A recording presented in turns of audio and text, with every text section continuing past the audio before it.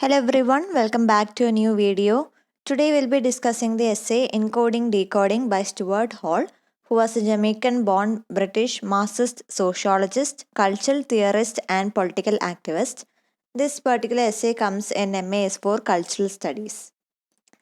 Okay, so Stuart Hall was, like I said, a Jamaican-born British Marxist sociologist. He was also a cultural theorist and a political activist, and along with Richard Hoggard and Raymond Williams, he was one of the founding figures of the school of thought known as British Council Studies or the Birmingham School of Cultural Studies.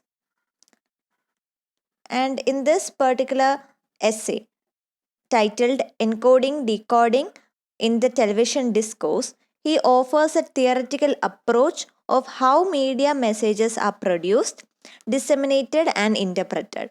And he proposed that audience play an active role in decoding the message on their own using their social context and capability of changing messages through collective action. So here he first compares the traditional mode of communication and he proposes a four model form of communication as well, that is his own. അപ്പോൾ ഈ ഒരു എസ്സേയുടെ സ്റ്റാർട്ടിങ്ങിൽ തന്നെ അദ്ദേഹം ഈ ഒരു traditional model of കമ്മ്യൂണിക്കേഷനെ അദ്ദേഹം criticise ചെയ്യുന്നുണ്ട്. കാരണം എന്താണ്, അത് ട്രഡീഷണൽ മോഡൽ ഓഫ് കമ്മ്യൂണിക്കേഷൻ എന്ന് പറയുന്നത് ലീനിയർ ആണെന്നാണ് പറയുന്നത്. അവിടെ സെൻഡർ മെസ്സേജ് റിസീവർ എന്നുള്ളൊരു സ്റ്റേജ് മാത്രമാണ് ഉള്ളതെന്ന് പറയുന്നത്. അത് എന്താണ്, അത് തെറ്റാണെന്നാണ് അദ്ദേഹം പറയുന്നത്. കാരണം ഒരിക്കലും ഒരു മെസ്സേജ് അത്ര ലീനിയർ ആകാൻ സാധ്യതയില്ല. ഇപ്പോൾ ഞാനൊരു സെൻഡർ എന്ന നിലയിൽ ഞാനൊരു മെസ്സേജ് നിങ്ങൾക്ക് തരയാണ്. ഞാൻ പറയുന്ന കാര്യമാണ് അവിടെ മെസ്സേജ്, നിങ്ങളാണ് അവിടുത്തെ റിസീവർ. പക്ഷെ ഞാൻ പറയുന്ന മെസ്സേജ് എന്താണെങ്കിലും അത് അതേ രീതിയിൽ തന്നെ നിങ്ങൾ ഡീകോഡ് ചെയ്ത് എടുക്കണമെന്ന് നിർബന്ധമില്ല. നിങ്ങളുടേതായിട്ടുള്ള ഒപ്പീനിയൻസ്, നിങ്ങളുടേതായിട്ടുള്ള സോഷ്യൽ കോണ്ടെക്സ്റ്റും വെച്ചിട്ട് ഒരു പക്ഷെ വേറെ പല ഇൻ്റർപ്രിട്ടേഷൻസും നിങ്ങൾക്ക് ഞാൻ പറയുന്ന മെസ്സേജിൽ കൊടുക്കാൻ പറ്റും. അപ്പോൾ ഈ ഒരു ലീനിയർ ഫോർമാറ്റ് എന്ന് പറയുന്നത് എപ്പോഴും സാധ്യമാകണമെന്നില്ല. അതാണ് ഇതിൻ്റെ ഏറ്റവും വലിയൊരു എന്താ പറയുക മൈനസ് എന്ന് പറയുന്നത്. അത് പറഞ്ഞുകൊണ്ടാണ് അദ്ദേഹം ഒരു 4 stage model of communication introduce ചെയ്യുന്നത്. അതിൻ്റെ 4 കമ്പോണൻസ് ആണ് production, circulation, distribution or consumption and reproduction. ഇത് ഓരോ മോഡലും അല്ലെങ്കിൽ ഓരോ സ്റ്റേജും ഓട്ടോണോമസ് ആണ്, പക്ഷെ അതേസമയം ഇൻ്റർഡിപ്പെൻഡൻ്റ് ആണ്. അതാണ് ഇതിൻ്റെ ഒരു ഫീച്ചർ എന്ന് പറയുന്നത്. മാത്രമല്ല അദ്ദേഹം ഈ മാർക്സിസ്റ്റിൻ്റെ ക്യാപിറ്റലിസത്തിൽ പറയുന്ന ഒരു സ്ട്രക്ചർ ഓഫ് കമ്മോഡിറ്റി പ്രൊഡക്ഷൻ്റെ ഒരു മോഡൽ വെച്ചിട്ടും ഈ ഒരു 4 സ്റ്റേജ് മോഡലിനെ കമ്പയർ ചെയ്യുന്നുണ്ട്. So we'll be looking at what each of these elements are. First, we'll be starting with production. Production is basically where the encoding or construction of a message begins. അപ്പോൾ ഒരു message create ചെയ്യുമ്പോൾ അത് starting point ആണ് production എന്ന് പറയുന്നത്. ഇവിടെയാണ് encoding അല്ലെങ്കിൽ construction നടക്കുന്നത്. മാത്രമല്ല ഇവിടെ കുറച്ച് കാര്യങ്ങൾ ആസ്പെക്ട്സ് ആയിട്ട് വരുന്നുണ്ട്. എന്തൊക്കെയാണ്? സൊസൈറ്റിയിൽ ഡോമിനൻ്റ് ആയി നിൽക്കുന്ന ഐഡിയോളജീസ്, മാത്രമല്ല സൊസൈറ്റിയിൽ ഡോമിനൻ്റ് ആയി നിൽക്കുന്ന ബിലീഫും വാല്യൂസും എല്ലാം തന്നെ ഈ ഒരു മെസ്സേജ് ക്രിയേഷനിന് ഒരുപാടധികം ഇൻഫ്ലുവൻസ് ചെയ്യാറുണ്ട്. മാത്രമല്ല technical skills, professional ideologies, institutional knowledge, definition and assumption about the audience from the production structure of television, ഇതെല്ലാം തന്നെ ഇതിൻ്റെ ഭാഗമായിട്ട് വരുന്ന കാര്യങ്ങളാണ്. Topics, treatment, agenda, event, personal images of the audience, definition of the situation from other sources and other discursive formation form the other part of the wider socio cultural and political structure. ഇപ്പോൾ ടെലിവിഷൻ്റെ ഒരു example വെക്കുകയാണെങ്കിൽ തന്നെ ഒരു programme അവിടെ create ചെയ്യപ്പെടുകയും അതിലൊരു message കൊടുക്കുകയും ചെയ്യുന്ന സമയത്ത് പോലും സൊസൈറ്റിയുടെ ഡോമിനൻ്റായി നിൽക്കുന്ന ഐഡിയോളജി, ബിലീഫ് സിസ്റ്റം ആണ് അത് ഇൻഫ്ലുവൻസ് ചെയ്യുന്നത്. അതാണ് ബേസിക്കലി ഇവിടെ പറയുന്ന പോയിന്റ് എന്ന് പറയുന്നത്. പിന്നെ സർക്കുലേഷൻ എന്ന് പറയുന്നത് it is how individuals perceive things and how things are circulated influences the audience members and how they receive the message and put it to use. അപ്പോൾ ഈ ഒരു ഭാഗത്ത് സർക്കുലേഷൻ വരുന്ന സമയത്താണ് സ്റ്റുവർട്ട് ഹാൾ പറഞ്ഞിട്ടുള്ളത് എന്താണ് ട്രഡീഷണൽ ഒരു മോഡൽ പറഞ്ഞിരുന്നത് ഓഡിയൻസ് പാസീവ് ആണ് എന്നാണെങ്കിൽ ഇവിടെ അദ്ദേഹം പറയുന്നത് ഓഡിയൻസ് ആക്റ്റീവ് റോളാണ് പ്ലേ ചെയ്യുന്നത്, അവർ തന്നെയാണ് ഒരു മെസ്സേജിൻ്റെ സോഴ്സും റിസീവറും എന്നാണ് പറയുന്നത്. സോ അവർ വളരെ ആക്റ്റീവായി നിൽക്കുന്ന ഒരു കൂട്ടരാണ് ഒരു ഓഡിയൻസ് എന്ന് പറയുന്നത്. കാരണം നമ്മളിപ്പോൾ ഒരു പ്രോഗ്രാം ടി വിയിൽ കാണുകയാണെങ്കിൽ തന്നെ ആ ഒരു പ്രോഗ്രാം നമ്മൾ അതുപോലെ തന്നെ ഏറ്റെടുക്കുന്നില്ല. ഞാൻ പറഞ്ഞ പോലെ തന്നെ വളരെ സബ്ജക്റ്റീവാണ്. അപ്പം നമ്മുടെ ഇൻ്റർപ്രിട്ടേഷൻ പല രീതിയിലാകാം. അപ്പോഴൊക്കെ നമ്മുടെ നമ്മൾ ആക്റ്റീവായി അവിടെ നിൽക്കുകയാണ്. ഒരു മെസ്സേജ് നമ്മുടെ മുന്നിൽ കിട്ടുന്ന സമയത്ത് നമ്മളത് എങ്ങനെ ഇൻ്റർപ്രറ്റ് ചെയ്യണം, നമ്മളതിൽ ആക്ഷൻ എടുക്കണോ, നമ്മളത് സർക്കുലേറ്റ് ചെയ്യണോ എന്നൊക്കെ ഉള്ളത് നമ്മുടെ ഡിസിഷനാണ്. അപ്പം അതുകൊണ്ടാണ് അവിടെ ഒരു ആക്റ്റീവ് പാർട്ടിസിപ്പൻസ് ആണ് ഓഡിയൻസ് എന്ന് പറയുന്നത്. And then we come to use, which is also known as distribution or consumption. And here, for a message to be successfully realized, the broadcasting structure must yield encoded messages in the form of meaningful discourse. This means that the message has to be adopted as a meaningful discourse and it has to be meaningfully decoded. However, the decoding or interpreting of a message requires active recipients. അപ്പോൾ ഒരു television programme അത് സൊസൈറ്റിയുടെ basic ആയിട്ടുള്ള dominant ആയിട്ടുള്ള ideology വെച്ച് അത് create ചെയ്യുന്നു, അത് സർക്കുലേറ്റ് ചെയ്യുന്നു. ഇനി അതിൻ്റെ ഡിസ്ട്രിബ്യൂഷനാണ്, അതായത് അത് എത്രമാത്രം മീനിങ് ആൾക്കാർ ഡീകോഡ് ചെയ്തു എന്നാണ് ഇവിടെ വരുന്ന ഒരു കാര്യം. എഗെയിൻ ഇവിടെയും ഓഡിയൻസ് ആക്റ്റീവായി നിന്നാൽ മാത്രമേ ഒരു മെസ്സേജ് അവർക്ക് സക്സസ്ഫുൾ ആയിട്ട് മീനിങ് ഫുൾ ആയിട്ട് ഡീകോഡ് ചെയ്യാൻ പറ്റത്തുള്ളൂ. അതാണ് ഇവിടെ പറയുന്ന മെയിൻ പോയിന്റ് എന്ന് പറയുന്നത്. And then we have the reproduction stage where it comes directly after audience members have interpreted a message in their own way based their own experiences and belief. And here this is where they can make an effort. What is done with the message after it has been interpreted is where this stage comes in. At this point you will see whether individuals take action after they have been exposed to a message. ഇപ്പോൾ നമുക്ക് എക്സാമ്പിളായിട്ടൊരു reality show തന്നെ എടുക്കാൻ പറ്റും. അപ്പോൾ അവിടെ encode ചെയ്യുന്ന സമയത്ത് എന്തായിരിക്കും അവർ നോക്കുന്നത്? സൊസൈറ്റിയുടെ പോപ്പുലർ ബിലീഫ് അല്ലെങ്കിൽ ഐഡിയോളജി എന്താണ്, നമുക്ക് ആസ് എൻ ഓഡിയൻസ് നമുക്ക് എന്താണ് ഇഷ്ടപ്പെടുന്നത്? എൻ്റർടൈൻമെൻറ്റ്, ഡ്രാമ, മ്യൂസിക്, ഡാൻസ് അങ്ങനത്തെ കാര്യങ്ങളൊക്കെയാണ് പൊതുവെ എല്ലാവർക്കും ഇഷ്ടപ്പെടുന്നത്. അപ്പോൾ അത് മനസ്സിൽ കണ്ടുകൊണ്ട് അവരൊരു റിയാലിറ്റി ഷോ പ്ലാൻ ചെയ്യുകയാണ്. ആ ഒരു റിയാലിറ്റി ഷോ എന്തെങ്കിലും ആയിക്കോട്ടെ, നിങ്ങളുടെ മനസ്സിൽ ഏത് പ്രോഗ്രാം വന്നാലും കുഴപ്പമില്ല. ആ ഒരു റിയാലിറ്റി ഷോയിൽ എല്ലാം കാണും. എൻ്റർടൈൻമെൻ്റ് ഉണ്ട്, ഡ്രാമയുണ്ട്, മ്യൂസിക് ഉണ്ട്, ഗെയിംസ് ഉണ്ട്, എല്ലാം തന്നെ ഉണ്ട്. ഓക്കെ, അപ്പോൾ അവിടെ first stage production of the message നടന്നു. ഇനി അത് സർക്കുലേറ്റ് ചെയ്യുന്നത് എങ്ങനെയാണ്? സോഷ്യൽ മീഡിയ വഴി. അപ്പോൾ പല രീതിയിൽ ചെയ്യാം. പോസ്റ്റേഴ്സ് ഇറക്കാം, അല്ലെങ്കിൽ ഫ്ലെക്സ് അടിക്കാം. പക്ഷേ ഇപ്പോൾ സോഷ്യൽ മീഡിയ ആണ് കൂടുതൽ പോപ്പുലർ. അപ്പോൾ സോഷ്യൽ മീഡിയ വഴിയാണെങ്കിൽ ഒരു ചാനൽ ഉണ്ടെങ്കിൽ ആ ചാനൽ അഡ്വർടൈസ്മെൻ്റ് ആയിട്ട് വരുന്നു, അല്ലെങ്കിൽ പ്രോഗ്രാംസിൻ്റെ ഇടയിൽ തന്നെ സ്പോൺസർഷിപ്പ് വരുന്നു. അങ്ങനത്തെ രീതിയിൽ ആ ഒരു മെസ്സേജ്, നമ്മളിങ്ങനെ ഒരു പ്രോഗ്രാം വരുന്നുണ്ട് എന്നുള്ളൊരു രീതിയിലുള്ളൊരു മെസ്സേജ് സർക്കുലേറ്റ് ചെയ്യുന്നു. അപ്പോൾ സെക്കൻഡ് സ്റ്റേജുമായി.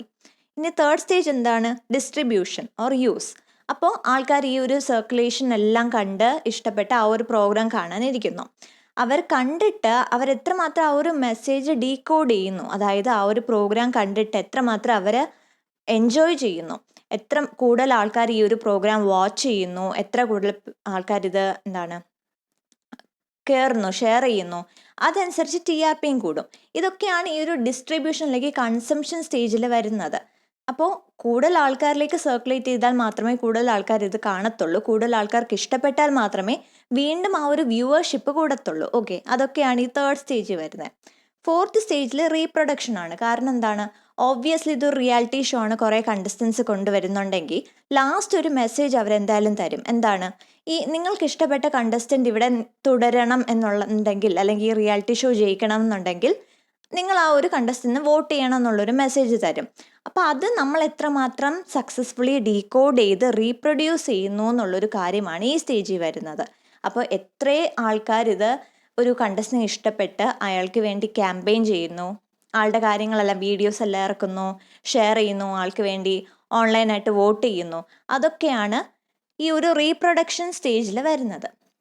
ഓക്കെ, അതാണ് ബേസിക്കലി ഒരു ടി വി പ്രോഗ്രാം നമ്മൾ എക്സാമ്പിളായിട്ട് എടുക്കുകയാണെങ്കിൽ 4 സ്റ്റേജ് മോഡൽ ഓഫ് കമ്മ്യൂണിക്കേഷൻ നമുക്ക് പറയാൻ പറ്റുന്ന elements. Okay, I hope example വെച്ച് പറഞ്ഞപ്പോൾ കുറച്ചും കൂടി ക്ലിയർ ആയെന്ന്. So next we move on to yes. Since discursive form plays such an important role in communication process, Hall suggests that encoding and decoding are determinant moments. What he means by this is that an event, for example, cannot be transmitted in its raw format. A person would have to be physically at the place of the event to see it in such format. Rather, he states that events can only be transported to the audience in the audiovisual form of television discourse. And he says that the event must become a story before it can be a communicative event. ഇപ്പം നമ്മൾ T V കാണുന്ന എല്ലാം തന്നെ എന്താണ് real ആണെന്നില്ല. For example the violence, നമ്മൾ പല രീതിയിൽ പല മൂവീസിലൊക്കെ കാണുന്ന വയലൻസ് അതെല്ലാം റിയൽ ആകണമെന്നില്ല. ചിലതൊക്കെ റിയൽ ലൈഫിനെ ഇൻസ്പയർ ചെയ്തിട്ടുള്ള കാര്യങ്ങളായിരിക്കാം, പക്ഷെ ചിലതൊക്കെ പ്യുവർലി ആ ഒരു എന്താണ് അതിന് വേണ്ടി മാത്രം മീഡിയ ആ ഒരു എൻ്റർടൈൻമെൻറ്റിന് വേണ്ടി മാത്രം തരുന്നതാണ്. So we should differentiate reality from fantasy. And then we come to the application of the model. It has been adopted by many media theorists since Hall developed his work, and this has been the central to the development of culture studies, a field that had started challenging the mainstream media effect models in 1960. The main focus was how audience members make meaning and understand reality through the use of cultural symbols in both print and visual media. Theorists such as Dick Herbig, David Morley, and Janice Radway have been heavily influenced by Hall, applied his theory to help develop their own. And then we come to something called the 3 positions upon decoding the message. അപ്പോൾ ഒരു message decode ചെയ്യുന്ന സമയത്ത് ഞാൻ പറഞ്ഞു നമ്മളെപ്പോഴും linear മോഡല്ല, എല്ലാവരും ഒരേ രീതിയിൽ തന്നെ ഒരു മെസ്സേജ് ഡീകോഡ് ചെയ്യണമെന്ന് നിർബന്ധമില്ല. പലരും പല രീതിയിലാണ് ഒരു മെസ്സേജ് മനസ്സിലാക്കുന്നത്. അപ്പം ഇവിടെ മെയിനായിട്ട് 3 കാര്യങ്ങളാണ് പറയുന്നത്, 3 പൊസിഷൻസ് ആണ് പറയുന്നത്. ഓക്കെ, അപ്പോൾ അത് ഏതൊക്കെയാണെന്ന് നോക്കാം. The first one is dominant or hegemonic position.